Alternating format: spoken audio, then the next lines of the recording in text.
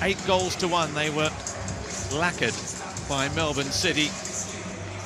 Well, Sydney FC, they're on the rise, looking for 3 wins on the trot this evening. And finally, some joy for those Sky Blue fans. Well, Ben Khan's first A-League starting 11 has just 2 changes from that 8-1 loss to City last week. In goal, Matt Acton's unfortunate interim lasted just a week. Macklin Freak returns between the posts. The back 4 remain unchanged, however, and it's a 100th appearance in all competitions for Brisbane Roar for Kai Trewin. In midfield, Florent Berenguer makes his first start since November, alongside Taras Gamulka and Jay O'Shea. Well, up front, without Henry Hoare or the youngsters, Tom Waddingham and Ryland Brownie, it is Alex Parsons, who spent last season at Sydney FC. He makes it back-to-back starts. And a word of congratulations as well to Joe Coletti, who got married during the week and is still here with the honeymoon on hold for his place on the bench. Well, for Sydney FC, they are looking to make it 3 wins in a row. Ufuk Talay, just the one change. It's enforced. Anthony Caceres has failed a late fitness test with that twisted ankle in last weekend's win over Wellington Phoenix. So it's the Brazilian striker Fabio who scored 2 in his last 2. He returns. Jaden Kucharski, who filled Caceres' boots last game. He'll play just behind Fabio with Lolly and Mack on the flanks. No changes elsewhere, where Bratton and Girdwood-Reich will be looking to set the tone in midfield, and Andrew Redmayne and his defence will be hoping for a first clean sheet of the season. Corey Holman is the only addition to the bench. He has recovered from illness.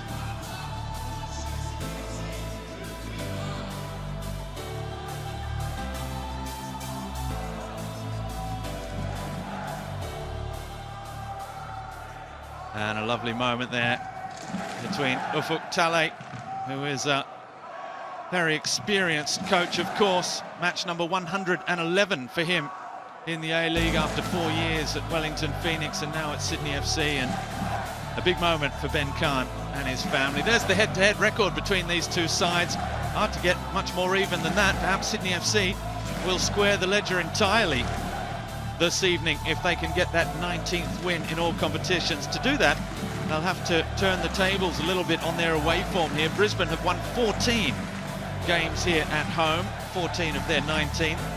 8 draws. Sydney have just 7 wins here in Queensland, north of the border.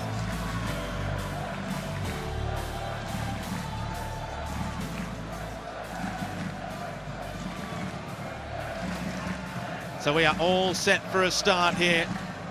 There is the 35-year-old Ben Khan.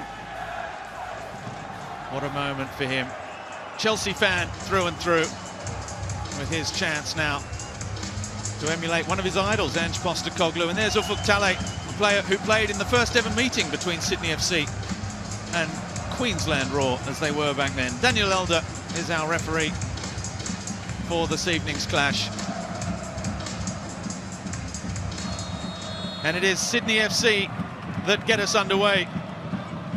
Well, Brisbane's form needs halting. They are in a downward spiral. Sydney FC are on the rise, and normally when climactic conditions like this meet, it makes for electrical storms and fireworks. Andy Harper. Good evening, Robbie. We certainly want that on the football pitch, although I will venture to say that South East Queensland's had more than enough of that recently. And on that very topic, just all the best to the folk who are dealing still with the fallout from those Christmas storms. Just devastating. Let's hope for their sake the Brisbane Roar can put a smile on people's faces this evening at Suncorp Stadium. Big task for them against a resurgent Sydney. And they might have the first chance here. Kucharski's ball back post, Fabio, and they do! Just 52 seconds on the clock. And the giant Brazilian Fabio, who broke Brisbane hearts in the Cup final, has started early at Suncorp. 3 goals in 3 for him.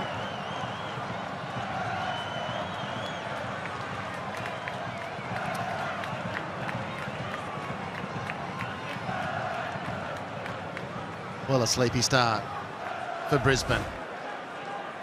And Sydney out of the blocks on the Harvey Norman replay with real gusto. It's the second attack already on goal, and Fabio's going to be really difficult to deal with in that situation. The initial penetration from Joe Lolly, Brisbane not able to clear it. They're pretty slovenly in picking up the Sydney players.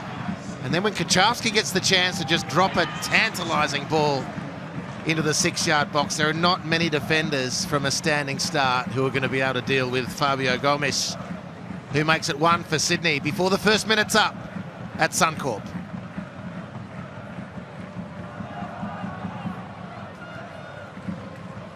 And didn't they like that? They were so quick out of the blocks against Wellington Phoenix a week ago. And it was Ryan Grant that fired them in front after just 11 minutes. But they're even quicker out of the blocks here today with Fabio, who is a player in form. We were asking the question of the big Brazilian number 9, who wasn't getting in the right places, wasn't getting on the end of those crosses in the first matches this season. And Jaden Kickoff as well, justifying his selection. He's enjoyed, barring injury, the confidence of Bafuk Tale since he arrived at Sydney FC, and Kickoff is starting to repay that faith as well. We just saw a couple of times when the ball heads down that side of the pitch. Certainly it does not look good on that far side of the pitch at Suncorp. A lot has been said, as it often is, about the state of the pitches. But I suspect we're going to see a lot of football down this near touchline this evening. Gabriel back with Rodwell. Here's Joel King. Back to Andrew Redmayne, the former Brisbane Roar player. Oh, as Fabio has done well. He's got the better of Truan. And he reacts and fights back well, Kai Truan. Well, you just alluded to it as a lovely bit of work from Kai Truan. Was fast enough to make the address, but Fabio with the advantage, but just couldn't get the ball to not bobble. It's a horrible piece of turf on which the players are being asked to play. Let's hope most of the football is directed onto the good part of stadium, of Suncorp Stadium, which is the bulk of the pitch, of course, but it's a bit of an eyesore, the far side, unfortunately. Joe Lolly couldn't find Ryan Grant, who was charging forward. You can see Ben Kahn there, who returned to Queensland at the start of this season with the Youth Academy.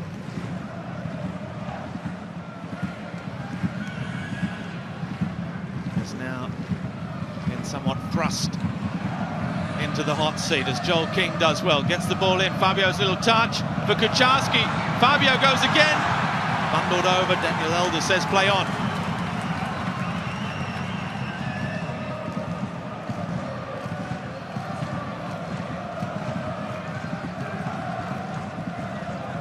Robbie Mack does well to negotiate that area of the field and get it back. It was a clever little touch again from Kickoff. This is a good switch of play. Mack again into the penalty area, looking for the option with Joel King. His cross, Kickoff arriving off the post. Oh, and just wide as it bounced back off Macklin Freak. It's a great header from Kickoff. It's pretty poor defending from Brisbane, and Robert Mack sent by snail mail the message that he was setting up that overlap with the back. There was no response from the Brisbane players at all. And then on the back post, it's Kickoff who's too sharp. It's a really telling header. Great work from the youngster. It's back in again with a header from Ryan Grant. I think it was a good save in the end from Freak. Yeah, that's a good call, Robbie.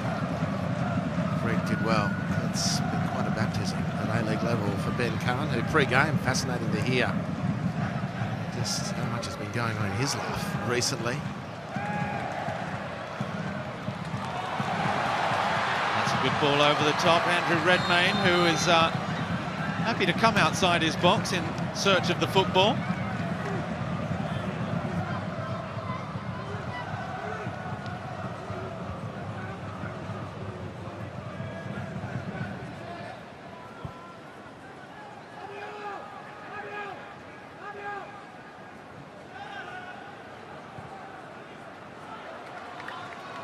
That's a good challenge by Kai Trewin. Brisbane Roar match number 100 for him this evening. Hasn't started well so far. That's a good ball over the top. Miluznic crosses. He's got some fantastic form against Sydney FC traditionally. Miluznic been in good form this season as well for Brisbane Roar. Mind you, everyone has been doing it tough in recent weeks. Those 3 consecutive losses culminating with that 8-1 defeat. They conceded that first goal against Melbourne City in the 10th minute. They outdid that. They're already behind here. That's a good switch of play. Lolly looks up, crosses again for Fabio. The header! Ooh, just wide. Well, it's from the coming to a feast for Fabio. And there were games where Fabio could not be found and he couldn't get to the ball.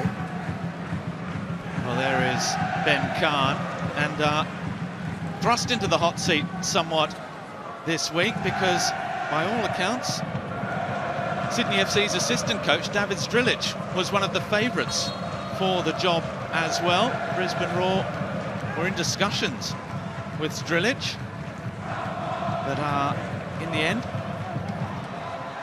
those discussions did not end in a deal, and Ben Kahn, who's only, as we heard in the pre-game show, had a fairly torrid few months back in Queensland, battling cancer himself and other family issues, as well as the birth of his second son, has accepted to take this opportunity to lead Brisbane Roar forward.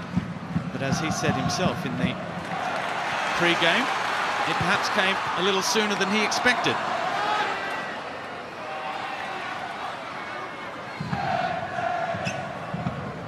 Well, the goal for Sydney came much sooner than he expected too. It's really put Brisbane back on their heels. To their credit, they've been able to rebalance and get a couple of sights on goal, but there's a misread from Zabala.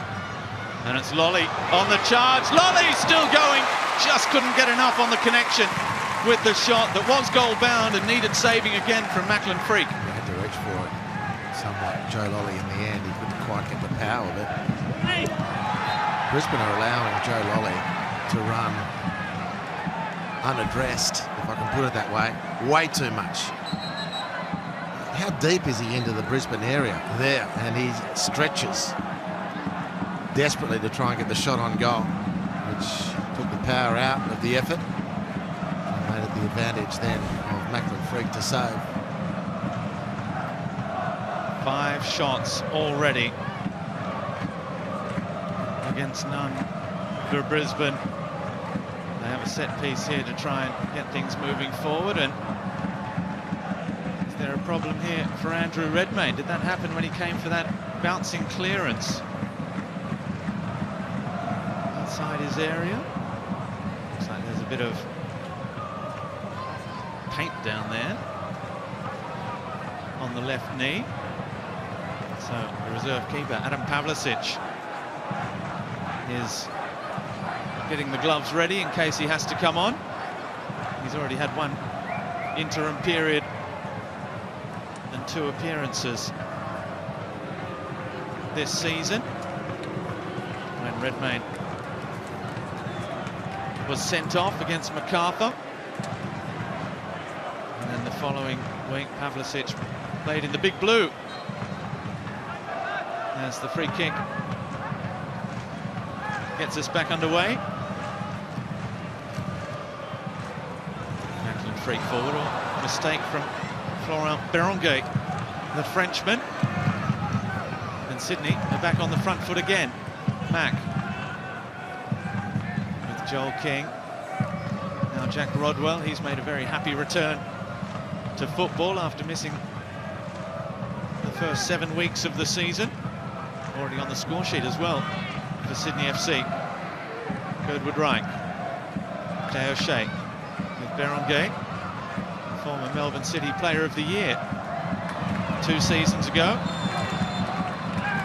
Another free kick for Brisbane. Let's head quickly down to Amy Chapman, who joins us on the sidelines this evening. Amy. Evening, Robbie. It's an electric start from Sydney down here, but just wanted to touch on the beautiful conditions for football tonight. It's 24 degrees. Couldn't ask for much better. As you touched on, the pitch is still subpar, particularly in patches, but certainly this near side, it's looking a lot better than it has been in recent weeks.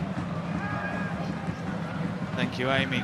We'll be dropping in to speak with Amy as soon as anything happens or needs clarifying from down on pitch level, as Gomulka looks to get the ball wide on that far side to Nikola Mileusnic. Rodwell turns away from trouble nicely. Joel King. Spoke a lot about Sydney's high press. It's Brisbane's turn to try and pen in the visitors. They've managed to do that pretty well, but still, ball forward almost found Sydney bodies. It was Aldred who, with Kai Truan, comes away with the ball. Now Gomulka. There's another one over the top looking for Jez Lofthouse. Almost got the better of Gabriel Lacerda.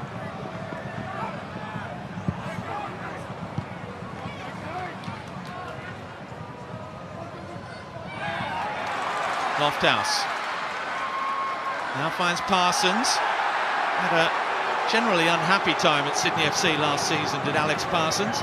Just the one goal, as fate would have it, came against Brisbane Roar. Of all teams, a late equaliser in a 1-1 draw. That's a good switch of play. King back with Girdwood Reich. Rodwell. Sydney with all the ball at the moment. That's nicely done by Ryan Grant.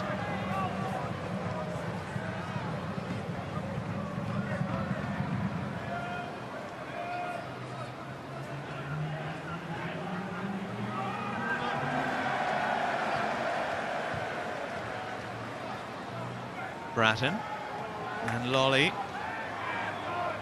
Well, even when they lose it, they still somehow manage to keep it. Sydney FC at the moment.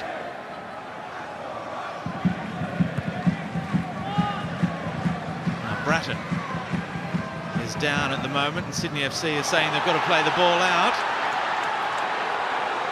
No free kick for the referee. Joel King has sent the ball into touch, and now this could be a problem for Luke Bratton. Well, he has been immense this season. Is that a groin strain? Well, if it is, that is not a good sign. He has been really setting the tone, including last week with that fabulous pressing game. Said in the pre-game show, he'd rarely felt fitter in his entire career than he has the last few weeks under Ufuk Talay. He's a wonderful player, Luke Bratton. And the signs are that the Talay project is starting to take shape, because they're looking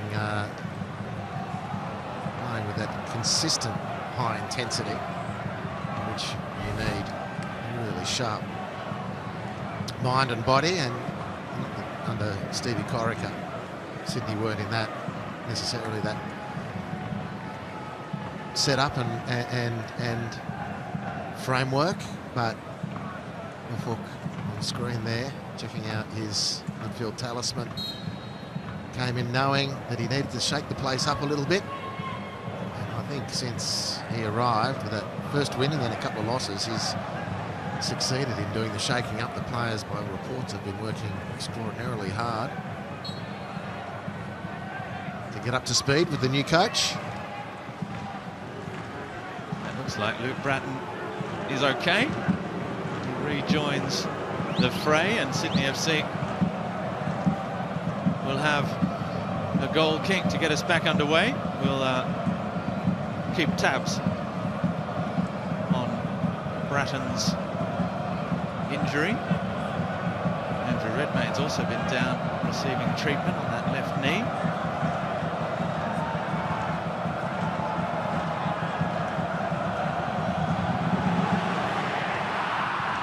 Down in front of the Den, who are finding their voice. Happy to be back at Suncorp.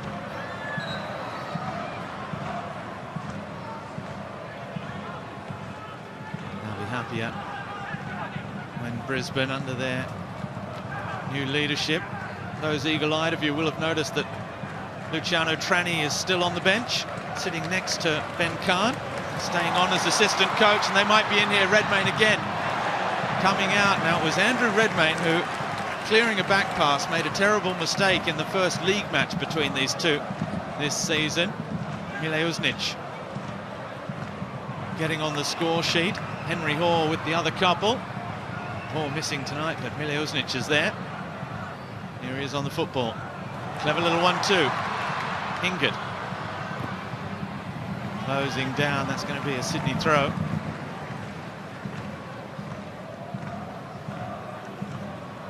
Jack Hingard, who was the Brisbane player that fronted up to the press this week. Probably the most daunting week. You have to do that after an 8-1 defeat for a defender as well, but that's why they went with the experience in his 13th season with Brisbane Roar.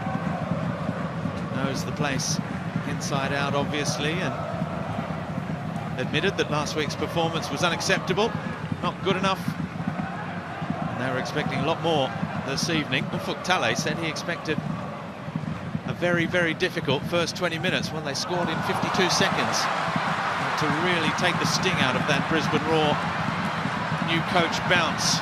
Now Brisbane looking to come back. Mile Uznic's cross saved by Redmayne.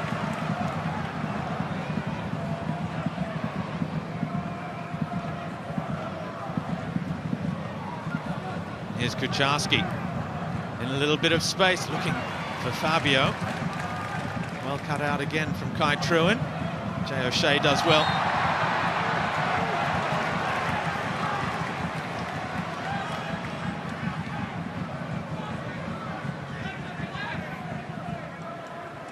Interesting watching Alex Parsons play as a centre forward. Seeing him play as a winger, as an attacking midfielder, but not as the point man necessarily. Brisbane have looked dangerous on counter-attacks, haven't really set play up yet, so we haven't been able to gauge how well Alex can play. On screen there in that centre forwards role, is immensely talented, and really for that talent doesn't get a lot of game minutes, but he gets the start tonight, which is a big thing for him, in front of the Den, gathered in good numbers at the Caxton Street end of the ground.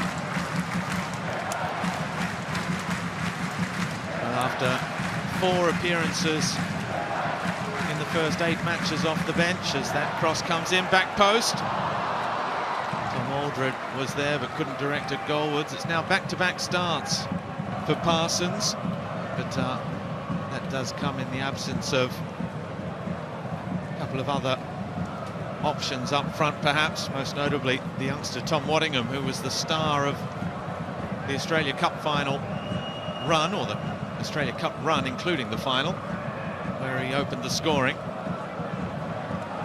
Scored in the quarters and the semis as well. He's missing with a knock. Ryland Brownlee, who is another youngster, just 16 years of age, got his first A-League goal last week in that 8-1 loss, so it wasn't without a silver lining. And Ryland Brownlee's dad, Royce, played in the first ever meeting between these two sides in the A-League as well, back in 2005. Teammate to a certain Alex Brosk on that day. Ufuk Talay was there. Berongate has done nicely and just got his boots caught in the pitch, it looked like there. Perhaps one little jink and turn too many. That will run away from Robbie Mack.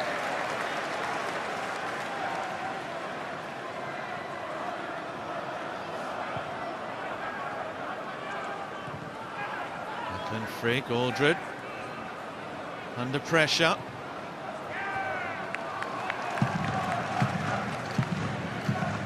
And, I think the words were there, basically. Clear it.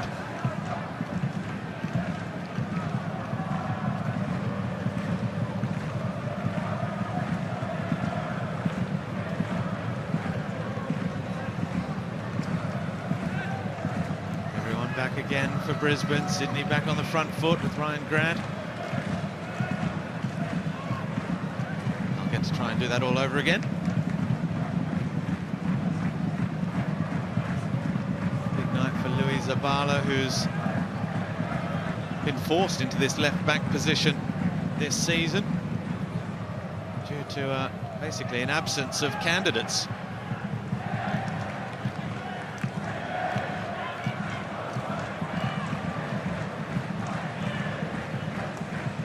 Here's the number 35. Kucharski. Little 1-2 with Fabio. Kucharski still going off. Well, he's immensely talented, this young player. And the final piece of the puzzle will be the finishing, and when that comes, he will be a real threat. Well, he's looked really sharp tonight. I thought with a couple of chances he missed on Derby Day, he really had a big impact on his confidence in the immediate performances thereafter, but he's been buzzing around tonight, and he made it in front of goal so convincingly. It was a reflection of the talent, as you've identified, Robbie. The header which forced that save earlier, excellent. He's already put on the cross for the goal after 11 seconds. So better signs from Jaden Kucharski, who has a huge future. If he can get the next part of his career down pat, get some consistent form in football, could go anywhere. Sydney FC just playing with a little bit of fire at the other end, and Brisbane have it back. Parsons with Berenguer. Outside with Miluznic. The left foot deflected. Redmayne was scampering for a moment. It's out for a corner. It's a strangely poised game in that sense, Robbie, because Brisbane look really likely.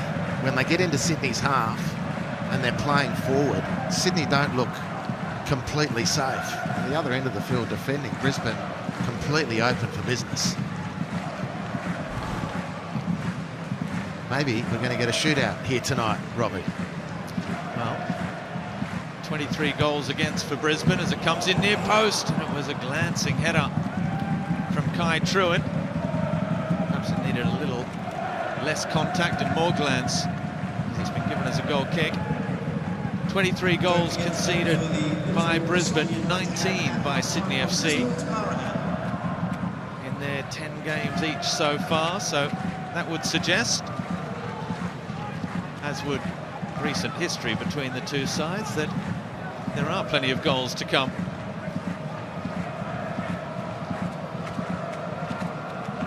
Sydney have won just one of their last 6 against Brisbane Roar. It did come here though, last season, by 2-0.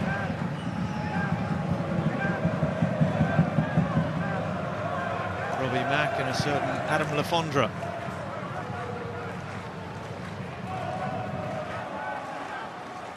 Kucharski controls, finds Lolly, gets it straight back. It's nice football again. And that's a good ball across the face of goal, except that nobody was making that run. And Robbie Mack is asking Fabio, I think, why he wasn't in that position, as both players were looking for the cutback. It's a good little bit of play from Girdwood Reich. That's excellent to slide through 2 Brisbane defenders, put him under a bit of heat in that really bumpy, patchy, difficult part of the ground to deal with, to control the football. He's done a great job there, Girdwood Reich. One Grant appreciates it. Sydney troops amassed in the penalty area, a wall of orange looking to repel them.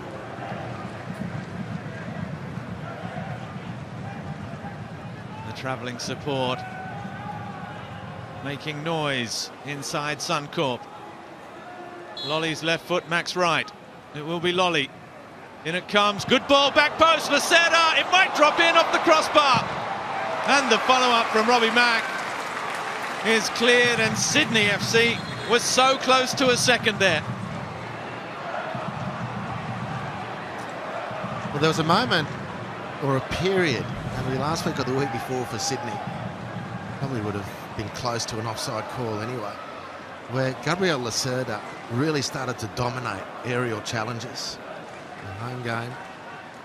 It's, to be honest, been a bit of a slow start on that part of his game because he's tall and athletic, but hasn't been dominant in the air. But he's starting to find his feet. That was a really robust run to the far post. And Brisbane escaped, although I suspect the Lions would have been out looking for a reason to rub the goal out for offside.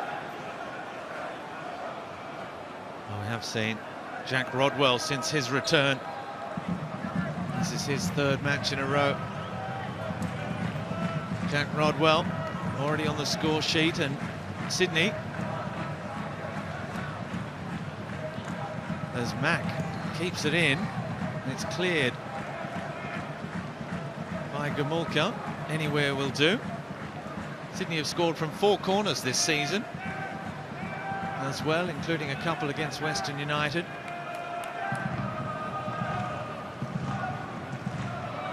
But it's more than any other side in the competition. They are good in the air.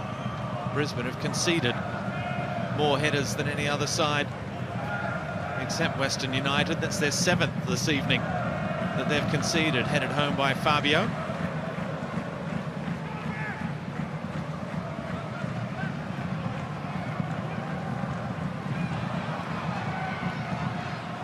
You don't want to be taking too many chances in that part of the field. Sydney managed to get it all the way back to Redmayne.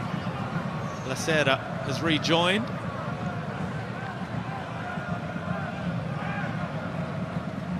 You can see the running Joe Lolly does brilliantly.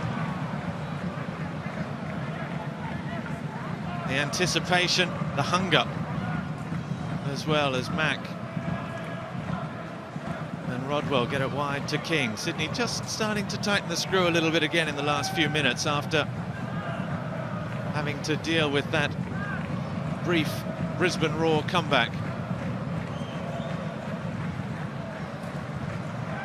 Gamulka clears again, but it's kept in play by Lolly.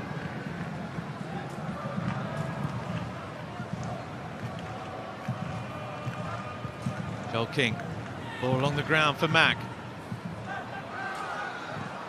Just not quite on the same wavelength as Fabio again there.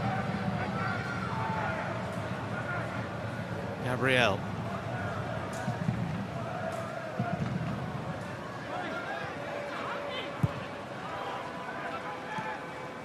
Grant again. Under pressure from Berengay, survives. Gabriel, the only Sydney player to have played every single minute of the season to date.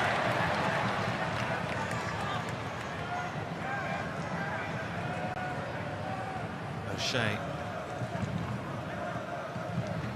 looking to force Brisbane back onto the front foot.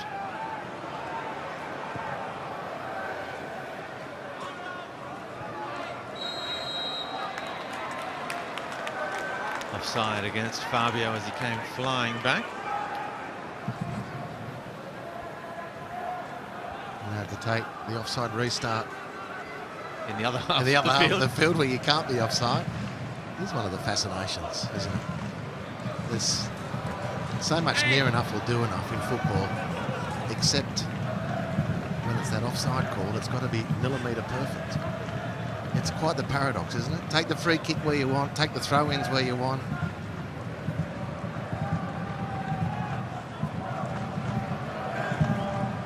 I don't think you're suggesting we draw lines for where free kicks should be taken. Touche. Yeah, well done. Not at all. Just to be clear. There's no ambiguity. O'Shea and Aldred have also played every minute of the season so far, the two Brisbane Roar stalwarts. O'Shea, who's just signed a new 2-year deal as well, scored in his first ever match for Brisbane Roar. It was an FFA Cup game, as that is just defended just. Corner, says the referee. See, you know when Jaden Kachowski is feeling good about his football, because he buzzes around, it's really hard to stop. And even that otherwise seemingly hopeless situation as it was turning out became something for him. It was a nice touch to set up the duel. And then he just refused to give in and was smart enough to win the corner. It's been the difference in many ways between the teams in the opening half hour of the game here in Suncorp this evening. Jay O'Shea picking up the yellow card. Near post, and it's O'Shea that clears again. Scored in that first ever Brisbane Roar match, his debut against Sydney FC in the Cup, but hasn't scored in 13 A-League matches against Sydney FC.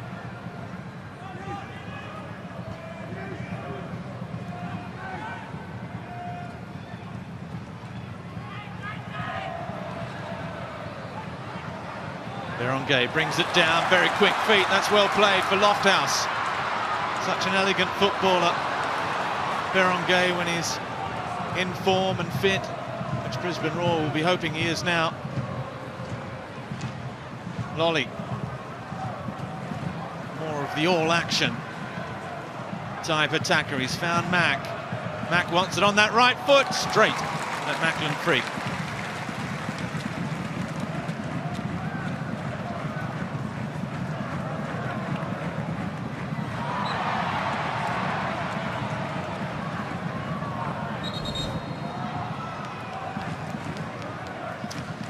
Very dangerous inside the penalty area, Robbie Mack. And he was found nicely for the umpteenth time since the partnership was formed at the start of last season. Lolly to Mack. It's been one of the great tag teams, really, that's developed in the time of the A-League. We just saw another little example of Fabio Kucharski. There's a bit of an understanding there so far this evening anyway. Fabio Kucharski. Sounds like an act from Eurovision.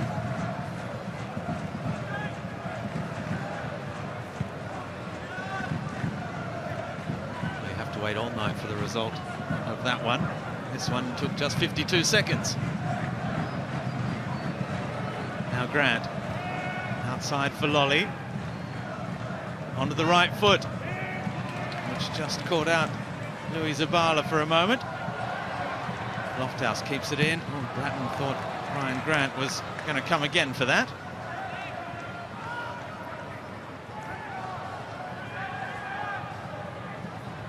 Rare loose pass from Girdwood Reich. And Brisbane have it back.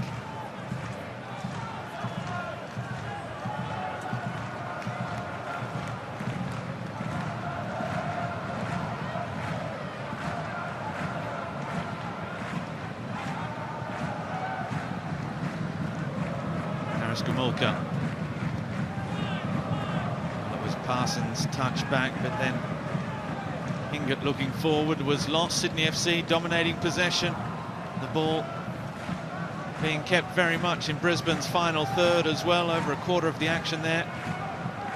Ufi Tale and his assistant David Strilic. Happy with what they're building here so far at Sydney FC.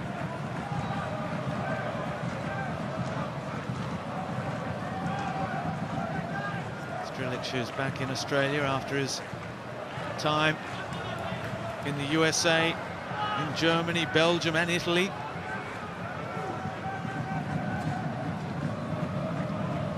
Earning his coaching experience. We talk about the 13 goals Archie Thompson scored against American Samoa. David Strilic got 8 that day. Pales in significance, I guess, but he'd have to be up there as most goals in an international match as well himself. For sure. Does he make a cameo in the next goal wins maybe, which everyone's still, a lot of people in football circles are talking about it, thoroughly enjoying that movie, out now. Australia, the Socceroos central to the narrative, of course. The world record from Archie, the bagful from David Strilic. Coffs Harbour's never seen a night like it.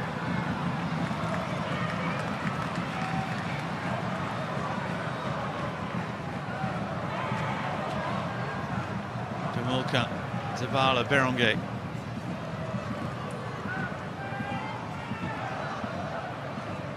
O'Shea. Inside with Zavala, Gumulka again. Aldred. Well, when you think how Brisbane capitulated last week, and when they conceded that opening goal inside the opening minute here this evening, their fans may have feared the worst. They've shown plenty of backbone to stay in this contest. They may be second best at the moment, but they're still in it. And with the quality they have on the pitch, you know that they can produce something. The likes of Berenguer, O'Shea, Jez Lofthouse on his day as well.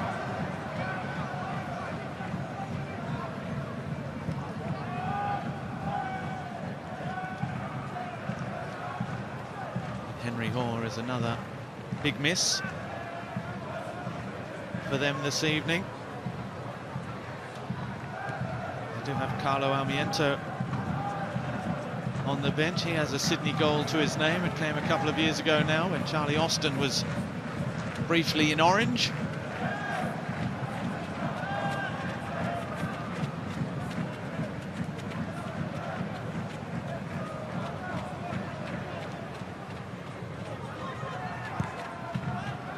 Good ball from Lolly. Inside for Luke Bratton. Bit of space on that far side for Joel King, but just overhead.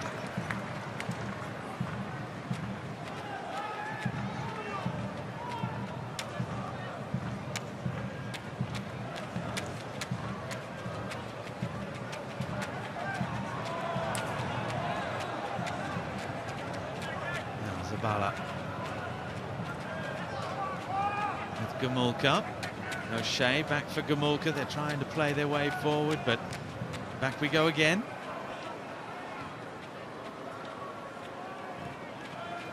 Hasn't been the same devilish high press from Sydney FC that we saw against Wellington Phoenix, but they are, without the press, still very well disciplined and getting the angles right, cutting off the passes. O'Shea, Parsons, the ball just got away from him. Kucharski with Fabio. It'll be a one-man show this time if Fabio can achieve anything here. Surrounded by orange shirts, he comes back in the end. And the free kick brought back for the trip on Fabio.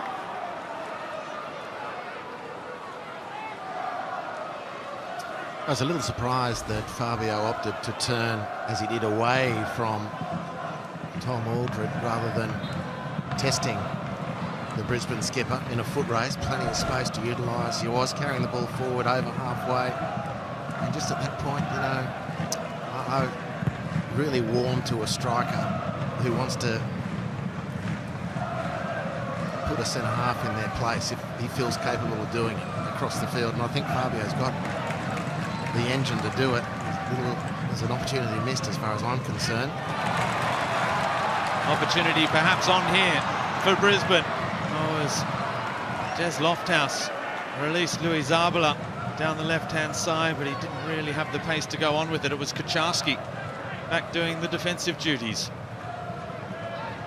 which certainly his midfield position demands of him as well. Playing on this right-hand side a lot, Kucharski. Girdwood Reich does well to release Lolly. Now we might see Fabio in the middle as Lolly does take on Aldred. He's done well. The ball in for Fabio, and he's got his second. Delightful finish. The Brazilian pays tribute to the Englishman for the assist. But Sydney FC, in the shadows of half-time, now lead by 2-0.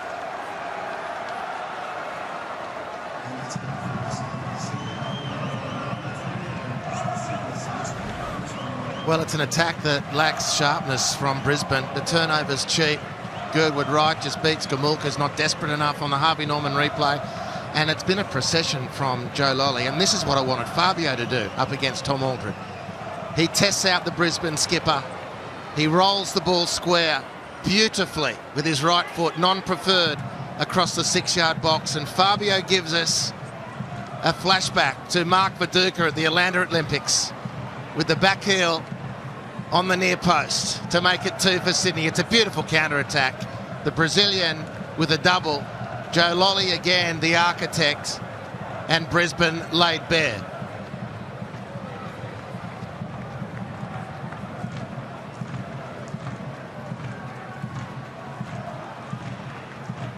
The reaction from Ufuk-Talay, whose side are edging closer to that 3rd consecutive victory. They beat Brisbane 3-1 to lift the Australian Cup, the only trophy that was missing from Steve Corica's collection.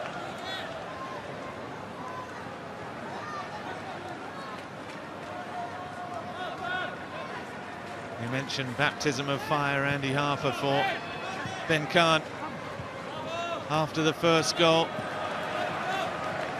I think overall he'll be pleased enough with a side that lost 8-1 last week, that's only had 3 training sessions under him, that they've stayed in the contest long enough, and they might be back in it here with Lofthouse, saved by Redmayne. Well, that will give them hope.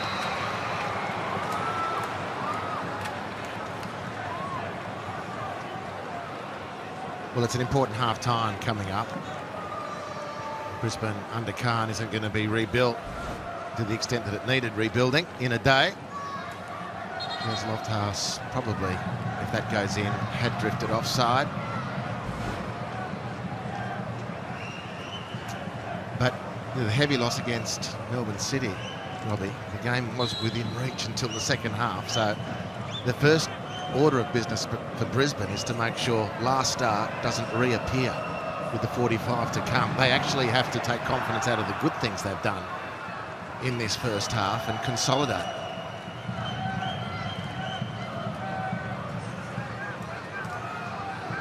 The bad news for Brisbane, if we look at the statistics, is that Sydney have only scored in 4 matches this season, but they've won all 4 of them. When they score, they win. Their 6 defeats, they were kept scoreless in all of them.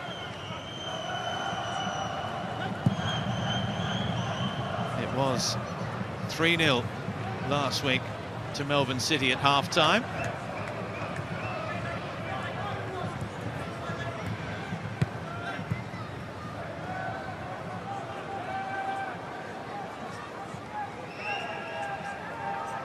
But Andrew Redmayne has only had that 1 save to make from Jez Lofthouse in the match so far, and that, as you said, was probably very close to being offside at any rate.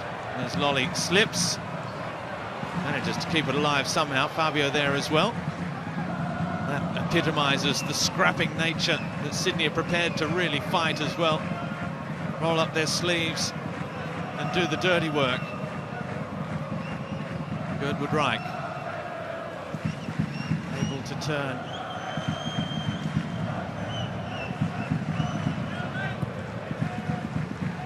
Ben Kahn told Tara and the lads in the pre-game that he's only just got his voice back after surgery on his throat for thyroid cancer. He's still not back 100%, so I guess there'll be no shouting and screaming at the half-time break. Not really sure what that would achieve at the moment anyway with this Brisbane side. They need to build their confidence. They have the quality there. It's the same players, bar a couple of injuries that were flying at the start of the season.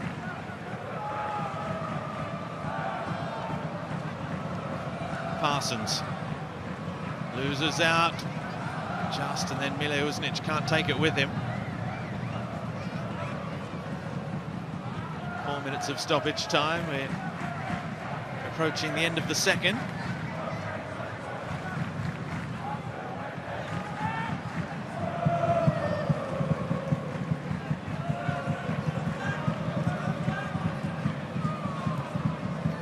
Sydney just being able to make too many passes at the moment, finding players in space all over the pitch. Kacharski, he looks up. Two out here on this near side. Grant with Lolly. Back for Grant. The cut back. Fabio gets there somehow. Still Fabio across the face of goal, and Robbie Mack can't get on the end of it, but it was very nearly three there.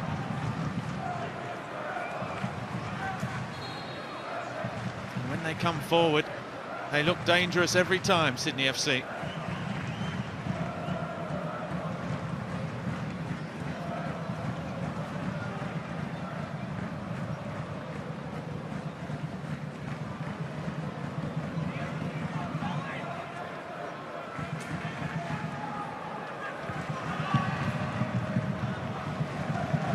Freak with Aldred, his captain.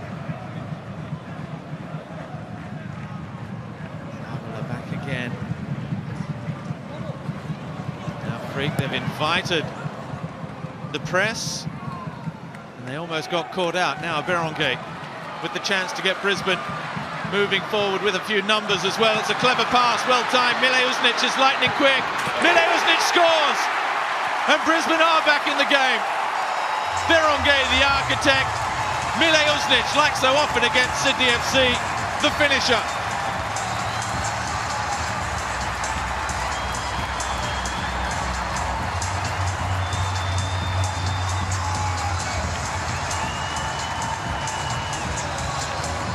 Well, that's great tonic for Brisbane. Right on the cusp of half-time. Just be checking. Sydney's high defensive line didn't catch. Mile Usnic offside. Luke Bratton's caught out on the Harvey Norman replay on the press. The Sydney structure hadn't adjusted accordingly. Does he? That's going to be real tight. From there on, it's a really good finish. Andrew Redmayne probably goes down in his desire to protect his near post a little early. And Mile Usnic, what a sight he is in full flight, and he smashes that one home to give us a goal for Brisbane to halve the deficit. Would have taken his head off. Yeah, he did on the way through. He didn't muck around, and he's dialed for the halftime pizzas. Decision upheld. There you see it. A bit more than a toenail this time. 4 goals already this season. Great finish. And it does give Brisbane a much better half-time frame of mind. Well, he has been probably the most consistent standout performer, along with Jay O'Shea, for Brisbane Roar this season. And on the stroke of half-time, you can see what it means to the men in orange. That was a huge goal for them. Before that, for the first 44 minutes or so, it had been the Fabio show. The Brazilian opened the scoring after just 52 seconds, added a second 3 minutes before the break. Sydney were cruising, Sydney were flying, but perhaps that goal to Mile Usnic just puts the cat amongst the pigeons. Half-time at Suncorp, Brisbane Roar 1, Sydney FC 2. Well, stay with us after this quick break. We'll have all the half-time analysis with Tara, Roy and Luke.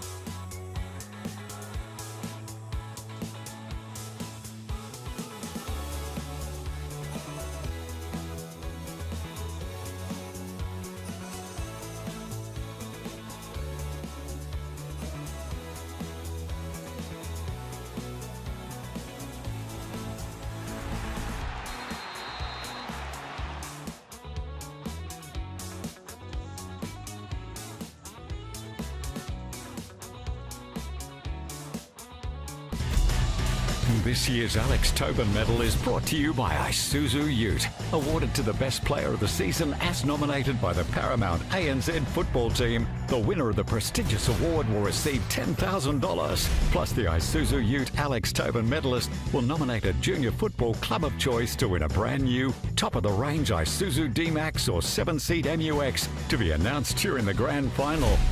To stay in touch with the leaderboard, tune in for weekly updates at your home of football.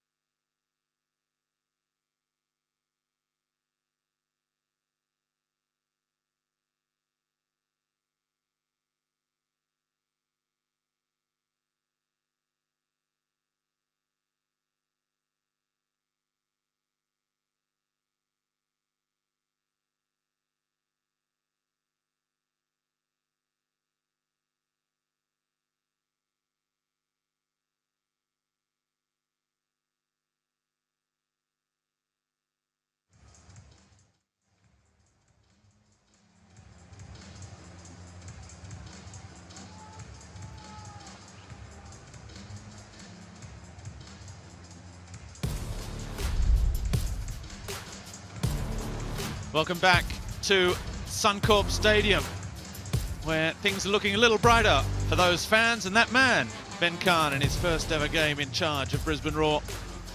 They're back in the contest after going 2 goals down in the first half. They pulled one back just before the break, so they trail by 2 goals to 1. One change at the break from Ufuk Talay. Corey Holman has come into the game for Jack Rodwell, which has seen Jake Girdwood-Reich move back from midfield to the centre of defence, and Corey Holman is alongside Luke Bratton in the middle of the park. That's the only change. Sydney looking to reassert their dominance on the scoreboard, having just been pegged back by a Brisbane side who will consider themselves fortunate enough to still be in the contest. They are, courtesy of an exquisitely timed Florent Berenguer pass and a thunderous finish from Nikola Mileusnic. Andy Harper, a sign of things to come. Yeah, how football turns. There was that chance from Fabio, which might have made it 3-0 for Sydney going into half-time, but Brisbane dodged that bullet. Mileusnic on the fly again here was outstanding to make it 2-1. Now, big news that for Sydney with Jack Rodwell. We've seen the quality that he's brought to the Sydney cause over the last couple of weeks, and we'll be fascinated to hear what's gone wrong, because that perhaps does present an extra opportunity for Brisbane. And Sydney have looked much better with Rodwell playing and getting game time. And just as an aside, Robbie, what a huge night of football on Paramount Plus. Of course, we've got the Perth Glory game after this, and thinking of Jack Rodwell, at 11:30 tonight on Paramount Plus, the coverage of the English FA Cup continues. Newcastle versus Sunderland, one of the great derbies in world football. So I know at that time of night you're normally filing through the IFAB regulations roster. Recent changes to the handball and nail polish colour, etc. But I'll be watching the Tyne-Wear derby after the Glory match. What a night of football. And then the Socceroos at 1 a.m. Straight away into the Socceroos, of course. Against Bahrain in their final friendly match before their assault on the Asian Cup. So, without a doubt, the place to be is Network 10 and Paramount Plus for all your footballing needs. Now, we've just seen Jack Rodwell come off at half-time with what we can only assume is an injury. Jack Rodwell, who's played just 14 matches in his first season with Western Sydney, 13 last season with Sydney. This was his 4th appearance this season. And now we've got Robbie Mack down now, as he just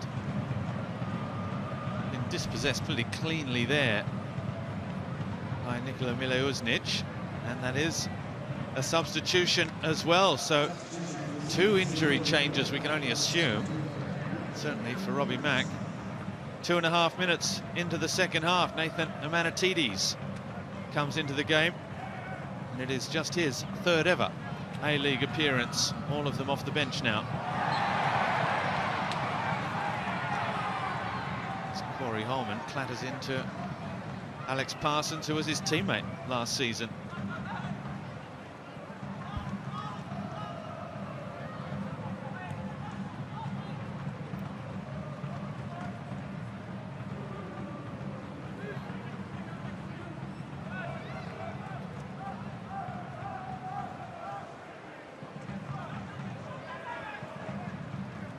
Joel King up the line towards Fabio, looking for the little touch. Kai Truan.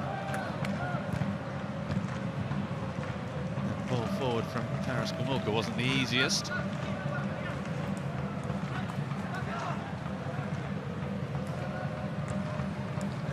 Nathan Amanatides has gone straight into that left wing position of Robbie Mack. Kai Truan. Looking for just a little flick. One to release Parsons, but Gabriel was there. Truan again, Berenguer. Mileusnic with the little give and go with O'Shea. He'll certainly be enjoying enjoy being on this near side in this half, Nikola Mileusnic.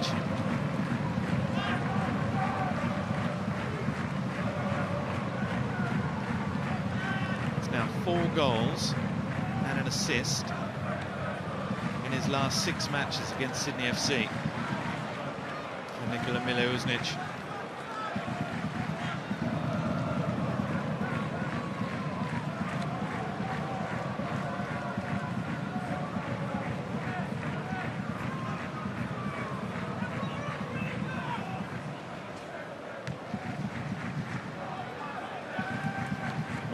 With the big up and under. Oh, Joel King's touch almost escaped him there. They've turned it over. And it's Girdwood Reich, whose header only found Gomulka, but his header in turn released Kucharski. Now Lolly. Kucharski goes again. Strong challenge from Tom Aldred. That's a great challenge from Tom Aldred. Bit of standover merchant work as well. Never goes astray. Very important part of the centre half's kit bag. Crunching tackle, most important bit. Well done from the Brisbane skipper. The two just having a couple of words as well as they went back into position, and looks like it was all pretty well taken by Jayden Kucharski. That's not given away well by Hingett. Oh, and that time Kucharski let it get away from him. A little bit of the advantage played. Gomulka. 2 straight all the way through to Redmayne. Amazing bit of work from Berenguer in midfield there. Midfield opened up for Brisbane, just as it had for Sydney. And ball into Kucharski. And do you just think for a second he was wondering if Tom Aldred's going to arrive when the ball does? Might just step out of the way. He looked annoyed with himself, obviously for miscontrolling, but perhaps that was the reason. It's all speculation, of course, but it was a wonderful chance for Sydney. Great space. And then Brisbane had their chance as well. Very open game. Continuing the theme from the first half. I tell you, Brisbane won't want to give too much open space to Amanatidis. Young flyer for Sydney. In a lot of senses, very much in the mould of Nikola Mileusnic. The early sightings of he as an A-League player. Just caught everyone's attention with the Joeys, the World Cup in Thailand. Goals off the bench. He's certainly got the pace. Fabio's done well with Bratton. The big switch. Lolly against Zabala again. Kucharski. Oh, he was looking for Ryan Grant. May have been in an offside position by the time the ball was released. But Sydney have it back again. Joel King with Amanatidis taking on Hingett. There you see the pace. He's done well. Well, he had options to cross, perhaps a touch too many, but... Well, I put that down as a great down payment, actually, Robbie, because... Jack's played against Amanatidis before, but he's now on notice. Just quite how explosive his speed is. Parsons. It's a good ball for Lofthouse. Couldn't take it with him. And then just a little foul by Jez Lofthouse.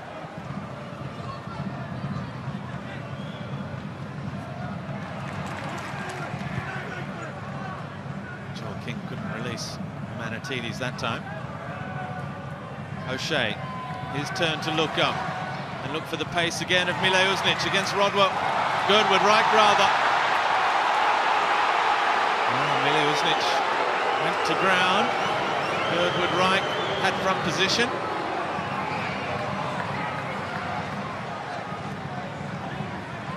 Sydney preparing a change of their own with Patrick Wood preparing to come into the game.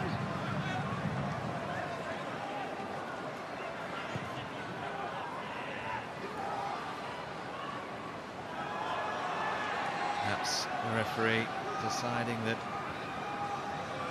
Mileusnic just went down a little too easily there. Holman. Coolly done on that difficult part of the pitch now. Joel King. Truant from position. Has he managed to keep that in play? No, he hasn't. Double change coming. Max Burgess about to come on as well. Max Burgess, who had an interesting phone call this week from the Cook Islands national team, checking on his availability. They have a new coach who's looking for new players all over the world, and to check on their availability, Jess Ibram is the coach, and he's looking for any possible A-League players or MPL players who could be ready for their upcoming matches in March, their internationals, as the Cook Islands. So unfortunately, it looks as though Max Burgess is not eligible to play for the Cook Islands. Perhaps it was his time at Wellington Phoenix. At any rate, was probably very flattering potential international call-up for Max Burgess. At any rate, he's on the pitch now, along with Pat Wood.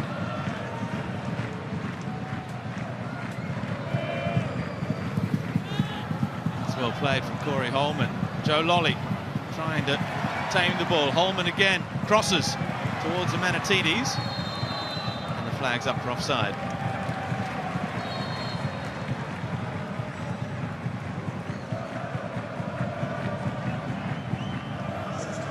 Let's head down to Amy Chapman, who's on the sidelines, who might have a little update for us concerning Robbie Mack. Yeah, thanks, Robbie. We do. It seems like there's some ice on the quad there, so a small suspected quad strain. No official word on Rodwell. Haven't had a sighting of him post him coming off. Okay, thank you, Amy. Let's hope that doesn't mean that it's even more serious for Jack Rodwell. There's Berenguer again looking for Mile Uznic. Too many white shirts.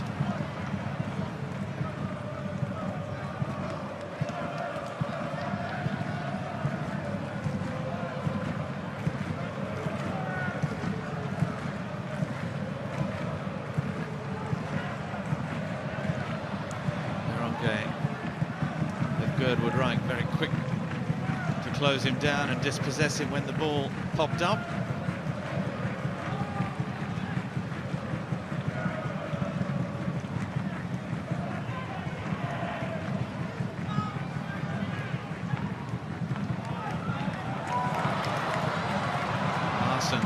Got the touch, got there ahead of Gabriel, but the ball just ran away.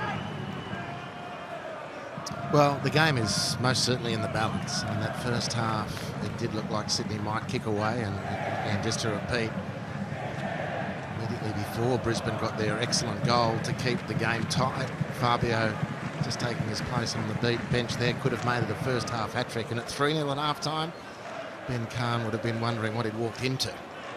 But as it happens, Mile Uznic goal, Jack Rodwell off, Robbie Mack off, Brisbane believing and looking quite sharp going forward.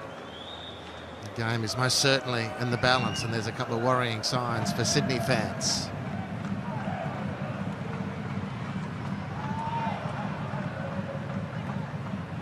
Injuries this time of year can really stall the team's progression. That's a good challenge from Bratton. Lolly, he's got Burgess outside him. Another left footer into the fray. The poor old Louis Zabala and Taras Gamulka to try and deal with. Grant back with Gabriel. That's the one change left for Sydney FC. Still with over half an hour left to play. Saw Fabio with the ice on the hand as well. That was injured in the first half. Header from Mile Uznic and all the way back to Andrew Redmayne. Looks as though Brisbane Roar are preparing for their first change as well, with Jonas Markovski.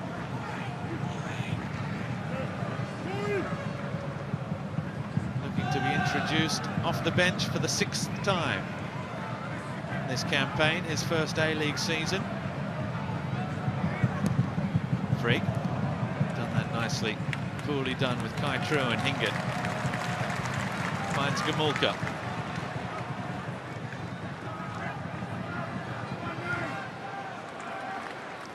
O'Shea with Berenguer trying to get things moving quickly. Lofthouse. The run from Mile Usnic is a good one. And so was the covering by Jake Girdwood-Wright. Well, the run was great from Mile Usnic. The ball from Jez Lofthouse just had a little bit too much on it. But it's a good situation that Brisbane have set up for themselves. And he pulls back on that pass, even just a fraction of Mile Usnic is going to get it. Then Sydney, through Andrew Redmayne, have a big question for themselves. As it was, Girdwood-Wright was able to provide the cover that Redmayne needed, clear the ball out for the corner.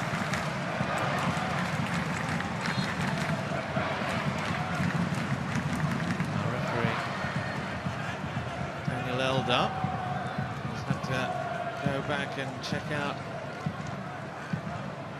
Hingett, who's down.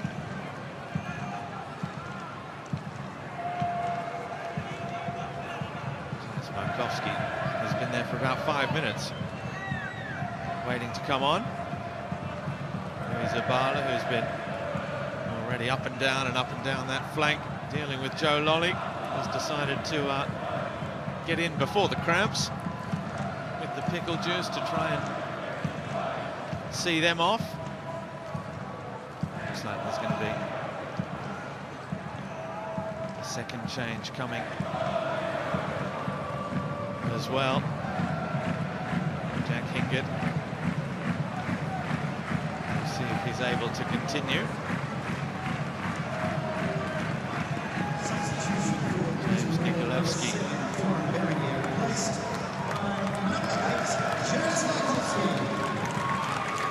Come on as well. Now Berenguer has just seen his number come up, as thought they were going to wait to take the corner. In the end, Markovsky comes on for Berenguer. Played 25 minutes last week. Florent Berenguer, his first start since the 26th of November, lasts just over the hour mark. Markovsky in, and Nikolovsky as well is replacing Jack Hingett. O'Shea's delivery in towards the near post. Redmayne only just got there. Now look out, Amanatidis is on the fly here. Parsons trying to hold him, can't do so. Amanatidis still going. The ball might yet break. Pat Wood was free on the right-hand side. Another little example of that blistering pace and very positive attitude as well.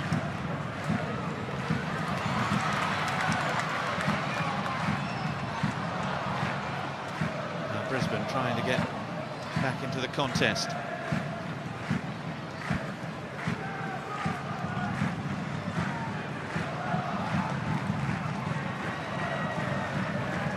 Markovsky's gone into that Berenguer attacking midfield role. 24 years of age, Markovsky, his first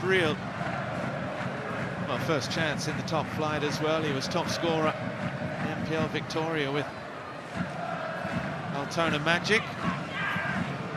Coached by Dad, another famous name in Australian football, John Markovsky. Lolly, that's a good ball for Pat Wood. Taking on Truan. Wood still just beyond Amanatidis.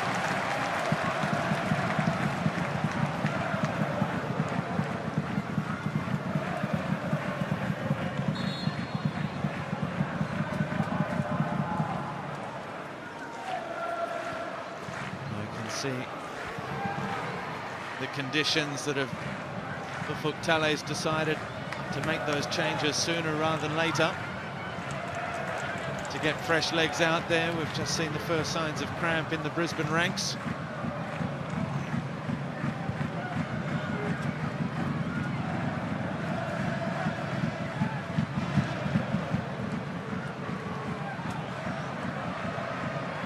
Lofthouse.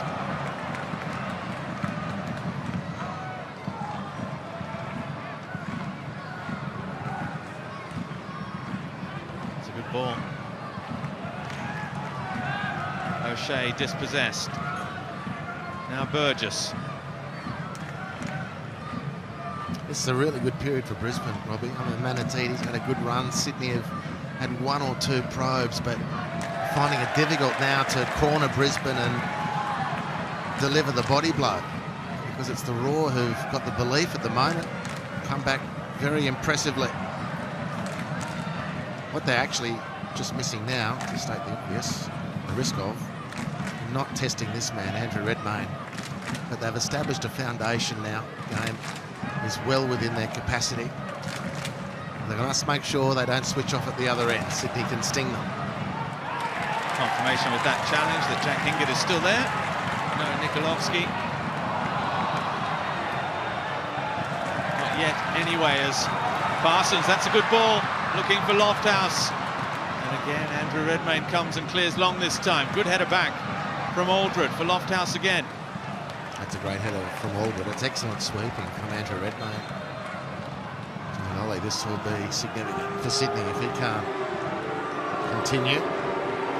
Already there's no Anthony Caceres after his twisted ankle. Well, it was ball first from Hingett that ended up on the ankle of Joe Lolly. It's a painful one.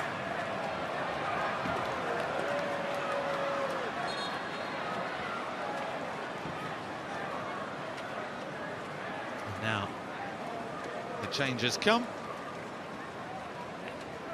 A couple of moments later, so Carlo Armiento is going to come into the game as well. Alex Parsons comes off, Armiento on. Armiento normally a more wider player, so perhaps Markovsky into that central role. And Nikolovsky is now into the contest at the expense of Jack Hingett. Armiento might play as a second striker or as a number 10, which will be a great role for him, I think. He's been typecast as a wide player. He's got a stunning left foot on him. But just to play a little bit more in the middle of the park might give him some greater responsibility and might unlock some good opportunities for Brisbane. O'Shea trying to unlock those now. There is Armiento's first touch. Jez Lofthouse. Zavala. Rarely seen him this far forward in the contest today. Normally an attacking player when he's on the right. Anyway, Armiento can hit them from that kind of range as well. Looks to drive the cross in. Was really coming into his own during the cup run. Missed the final in the end with a quad injury that kept him out for the start of the season. But he's back now.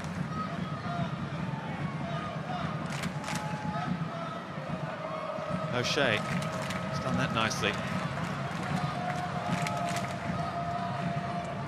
Midway through the second half, no change to the half-time scoreline.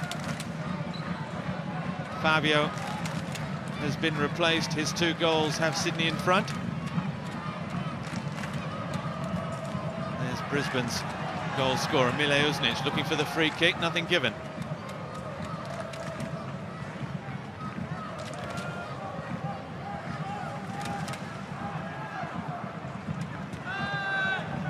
King with Corey Holman. Sydney happy enough just to take the sting out of the game. Manatidis was looking first time for Burgess. Armiento able to turn, looking for Markovsky. Just crowded out after the bounce had beaten Girdwood Reich.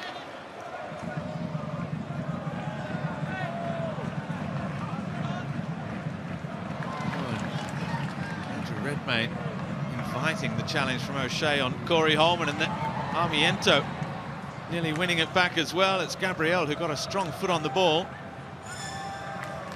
Sydney caught in possession a 3rd time there in that passage of play, trying to play the ball out. Brisbane have it back, and they have a free kick through Gamulka. Rather, Miluznic. Well, this win will see Sydney into the top 6. And as you can see with the goal difference, it's courtesy of numbers of wins that they are ahead of Melbourne City. Melbourne City, of course, it's only provisional. They have a game in hand against Western United tomorrow at Amy Park. Yeah, that's been the talking point this week. It does jar, doesn't it, when you see the goal difference like that, and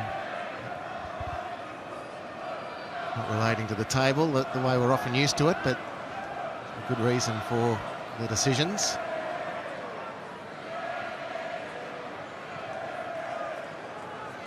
It's nicely worked. There you see what has been the story of this second half so far. Manatidis, he decides to rectify that statistic on his own. Well, if that had ended up in the back of the net, it would have been a contender for goal of the season. There's a lot of space for Brisbane to play, and Sydney struggling to close the field up. There's big opportunities for Brisbane to get back square here. As Lofthouse tries to do just that. Saved by Redmayne. Perhaps Ufuk-Talay is just reacting to what you've seen as well, Andy Harper. Too much space in the middle of the park. Well, there's not a lot of energy in the Sydney team at the moment. Brisbane are looking way fresher. Armiento on the charge again. Carlo Armiento goes to ground a little too easily there. Points to the turf where he's dug up. Jens Lofthouse is due some more goals, actually. He's a great player to watch, Jez. But to go to the next step, he's really got to start banging some goals away. Just 2 in his A-League history, one this season against Adelaide. Referee Daniel Elder, I think, is just coming to have a word to Andrew Redmayne and say, let's get a wriggle on. Did you just say get a wiggle on? Should have.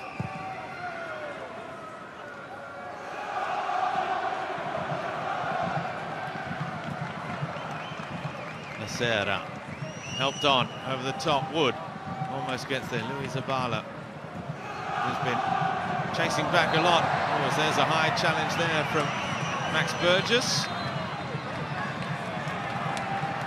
And I think the referee was going to let it go for a moment. It's a yellow card in the end.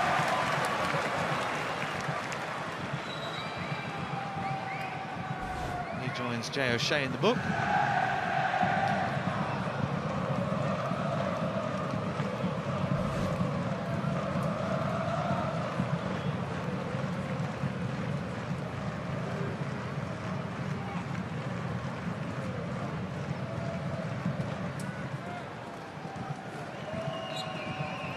Off the bench his last 3 matches now for Sydney after starting the first 2 of the season, Max Burgess.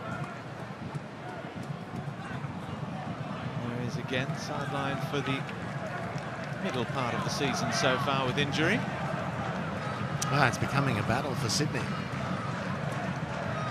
In Brisbane, they're all poised.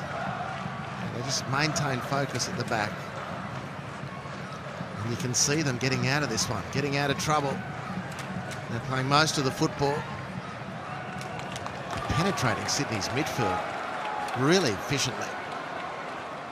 Carlo Armiento starting to find space since coming on. Louis Zabala playing high up the field as well.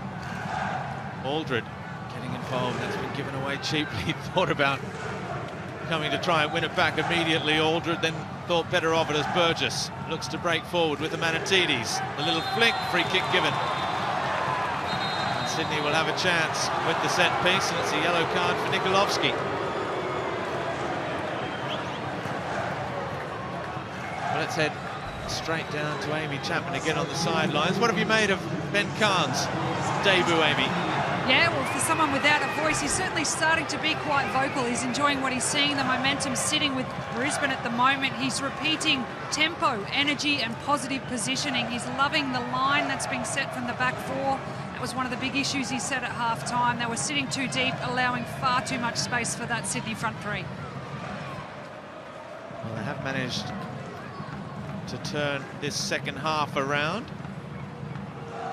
They got the goal, which of course means that it's still no clean sheet in 11 matches for Sydney FC this season. Their fans still in fine voice, given the fact they're ahead on the scoreboard.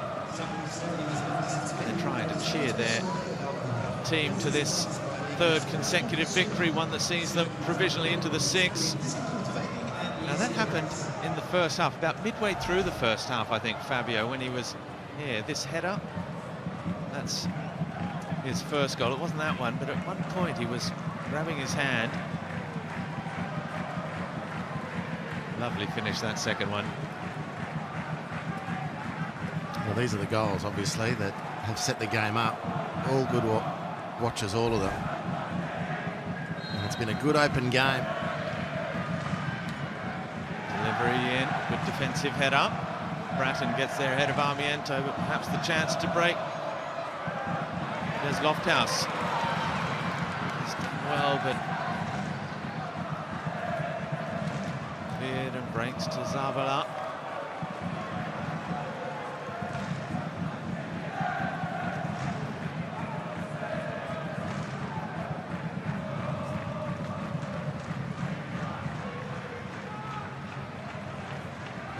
Goals and conceding them that have been so costly to these two sides, because they've both scored 17 goals now this season. Finding the back of the net has been less of a problem than conceding. There's Lacerda, sees that out of play down in front of the Sydney fans, who he gives the big thumbs up.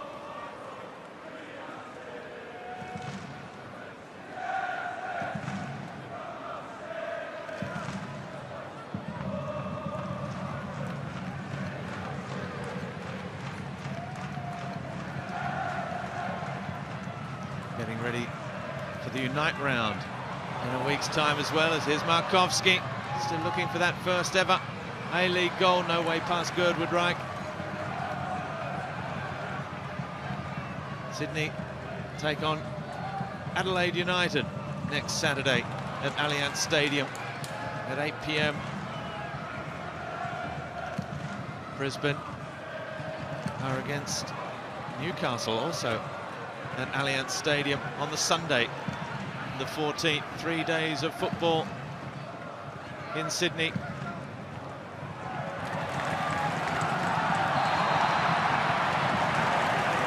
Burgess needs to watch it. He's on that yellow card, of course. That's what Mileušnić was just asking Daniel Elder. He's given away cheaply, though. Manatides, no way through this time. Geez, they're running into cul-de-sac, Sydney. It's been a pretty imagination-free second half from them. But still with the lead and still with the individual talent to increase that lead if Brisbane aren't careful. But the general run of play, it's been Brisbane who've looked more likely to trouble the scorers. You can see the effort is there. Brisbane just need to add a little bit of belief, perhaps. Confidence is clearly not high. They've lost their last 3 in a row, including the heaviest defeat in competition history.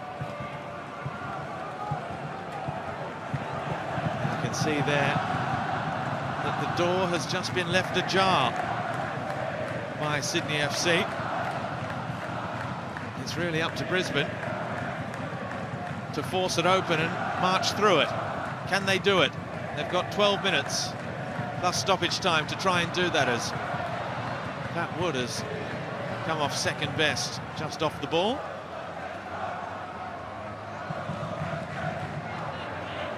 Truan given away. Manatides takes it in his stride nicely. Now takes on Nikolovsky, goes straight past him. It's a good run from Manatides. Nikolovsky Had to be very careful there as well. He's also on a yellow. And in the end, it was Kai Truant who made the challenge.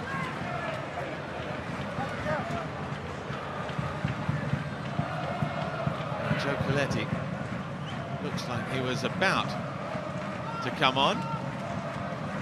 Maybe there was a little change of mind there. Just saw Luke Tranny signal to the fourth official. Adam Kersey today.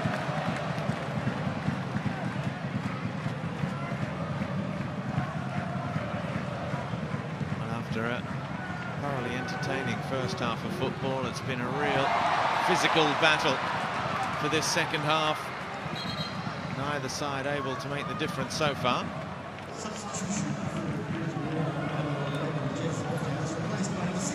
There's Lofthouse. Is the player making way? And the recently married, just this week, Joe Coletti comes on.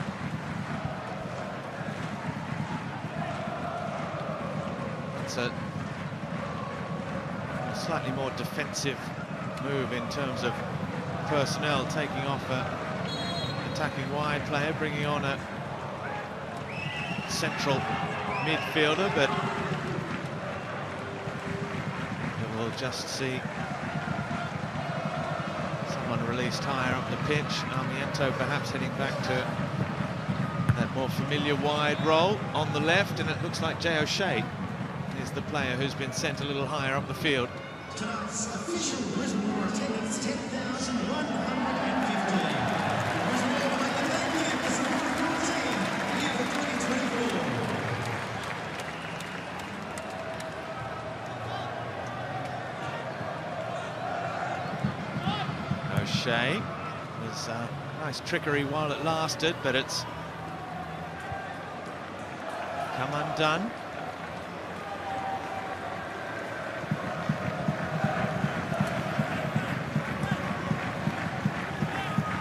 Just having a word to Tom Aldred, who is a physical defender. We just saw him involved again there with Joe Lolly. Came back and had words to Pat Wood.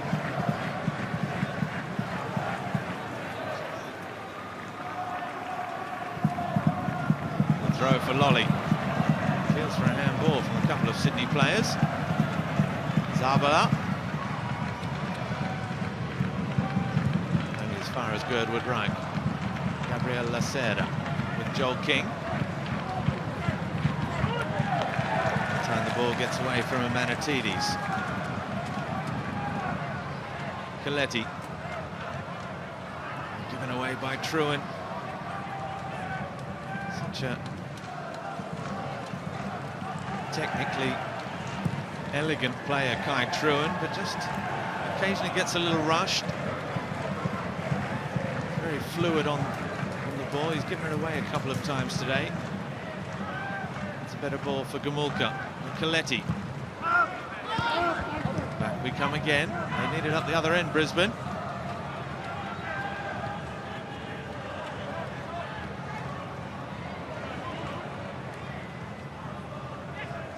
Very nicely done from Corey Holman.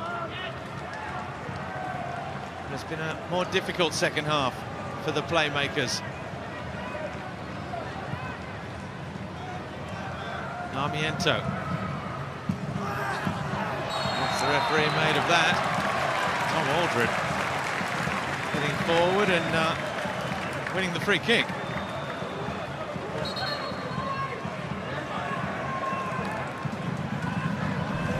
Great chance this for Brisbane.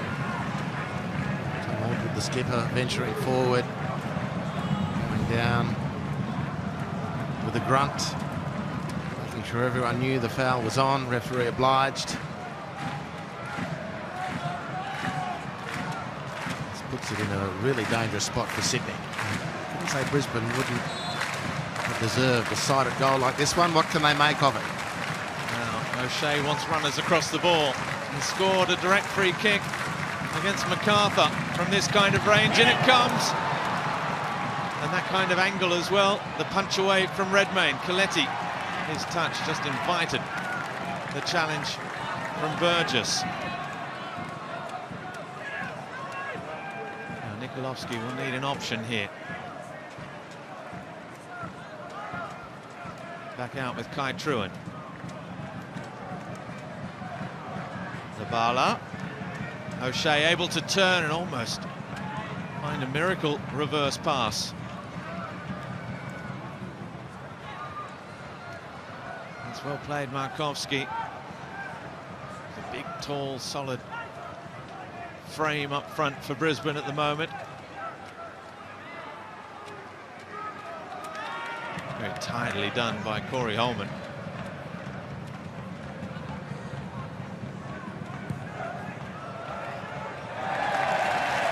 And again, Sydney just keeping that door ajar. Can Brisbane take advantage?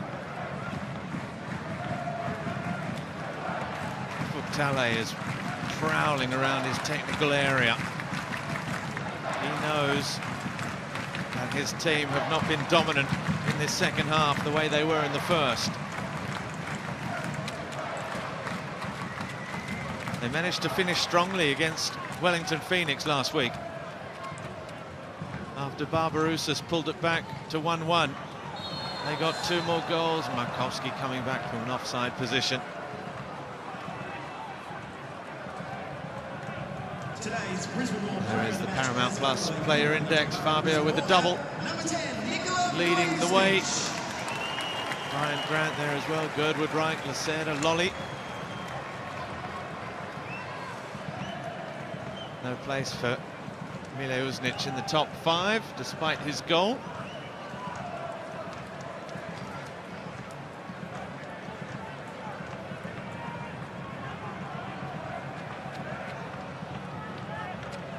Otherwise,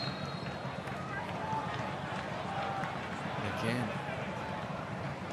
Redmayne just given the hurry up from Daniel Elder. It's one in the air by Aldred. Lolly. Sydney going to do what they did against Wellington. Leave it late, but make it count. No free kick there. Markowski with Coletti. Again, they're almost caught in 2 minds there. Quick transition has gone nowhere again. Burgess with Bratton.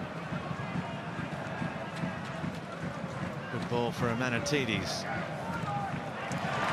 He's dispossessed by Mile Uznic. Gamulka.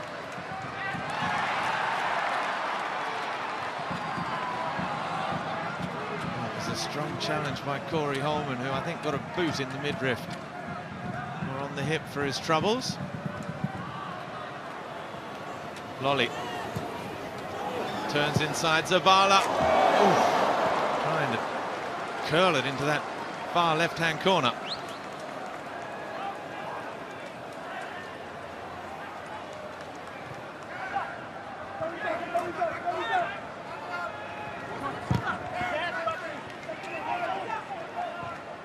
Defensive work from Bratton on O'Shea. Lolly again, no free kick, says the referee.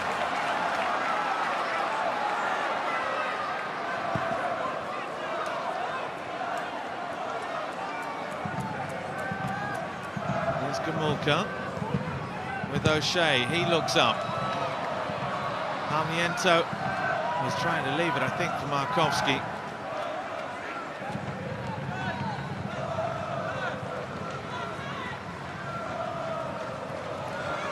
O'Shea pouncing on Bratton's loose pass, but only gave it straight back to the other number 26.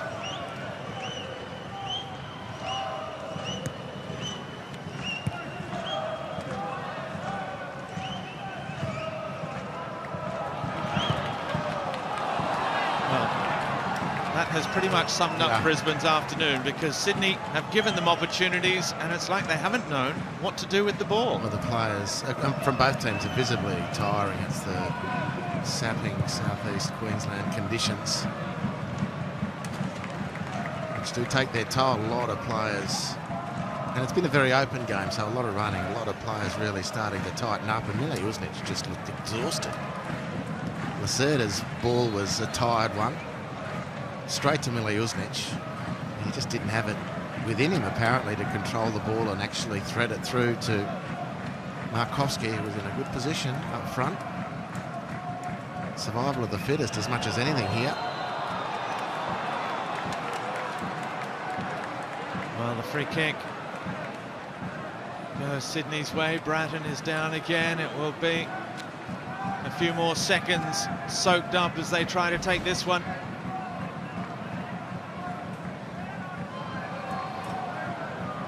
Oh, did he get a kick in his side for his troubles? Brisbane certainly felt that was a little light. Joe Lolly will take eventually, as the 90 minutes are just about up.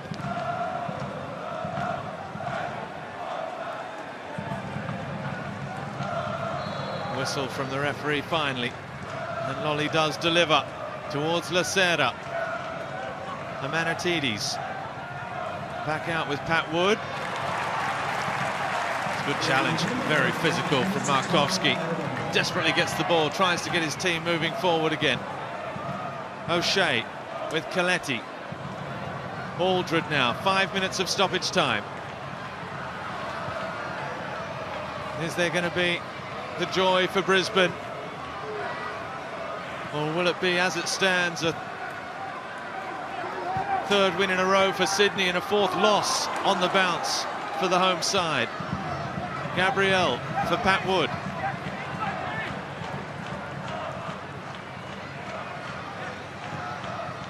Manatidis, his turn to give it away.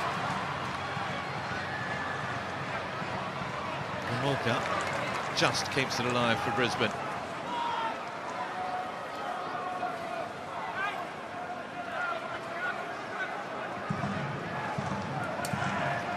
Now Coletti. See Mile Usnic saying, switch it out onto the left there. It's not the easiest part of the pitch for Carlo Armienta, who's like Mile Usnic, a fleet of foot type player, given away by Gamulka.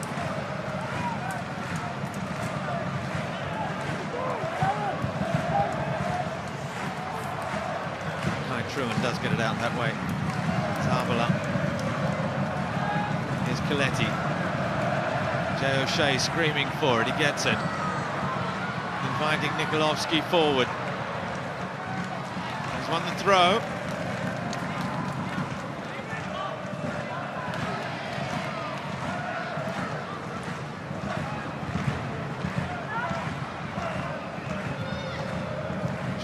Up, looking for Gamulka. Gabriel with front position.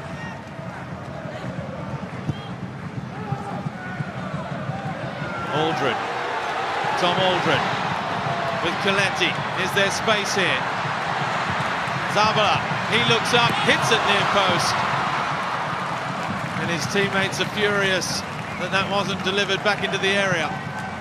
Well, Tom Aldred, the most demonstrably frustrated, having set the attack up with some really good plays, led well in the second half. Tom Aldred, he was wanting Louis Zabala once he'd cut in onto his right just to provide a little offering to the far post, but Zabala thought, oh, not unreasonably I guess, angles opened up, I'll go for goal myself. And Aldred has stayed up front as well. He's been madly signalling to his bench, trying to get their attention.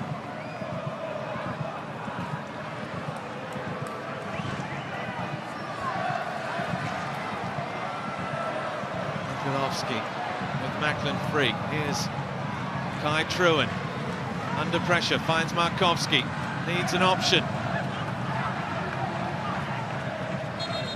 See the Brisbane bench running off looking for the football. Now Fuktale, who is patiently held on to that fifth substitution. It comes now in the 4th minute of stoppage time. tactical change because it's Manatides, the substitute himself, who comes off. A tap in the hand as Courtney Perkins comes on. Not easy for a youngster, but clearly just trying to wind down the clock a little bit more and get that extra defender on there. O'Shea defending on Burgess. So you've got Jay O'Shea playing at centre-back at the moment with Tom Aldred up front for Brisbane. No way through for Armiento. Coletti gets it straight back again though. Here is O'Shea. Kai Truen bombing forward.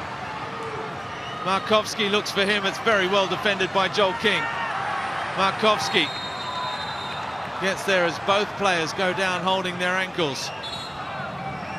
Yellow card, Joel King. Well, I was going to say, I think it was an important burst from Joel King. Not see the yellow card in it. But it's just been helter-skelter, really. Sydney have lacked composure. Yeah, that's fair enough, too. But they're a bit late. Back the referee upon replay. But it was still an important physical little burst from Joel King just to stop the attack. In the end, he had to do it illegally.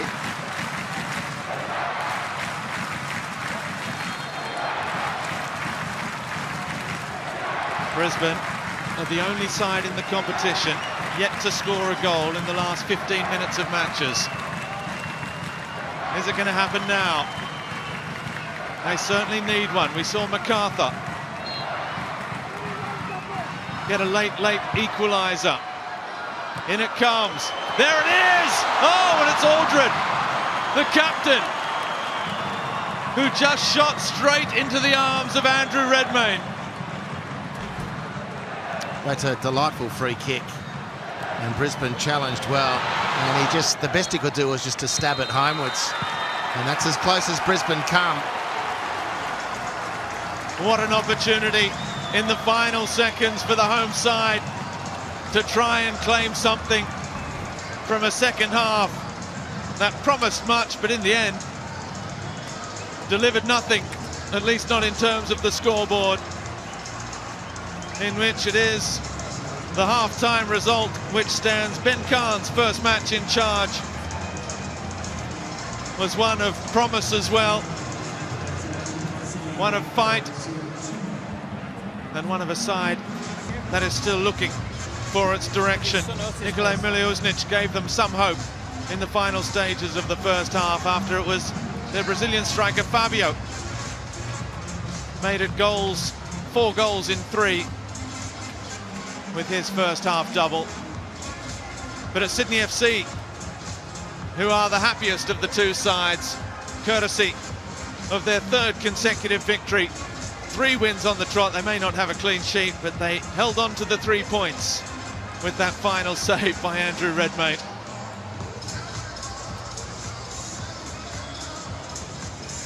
Sydney are into the 6, provisionally courtesy of their 5th win of the season. It's finished here at Suncorp. Brisbane Roar 1, Sydney FC 2. Well, let's head straight down to Amy Chapman on the pitch. Thanks, Robbie. Yeah, I'm here with Brisbane goal scorer Nikolaj Miliuznic. Nikolaj, no points to show for that, but are there some positives to take out of that game?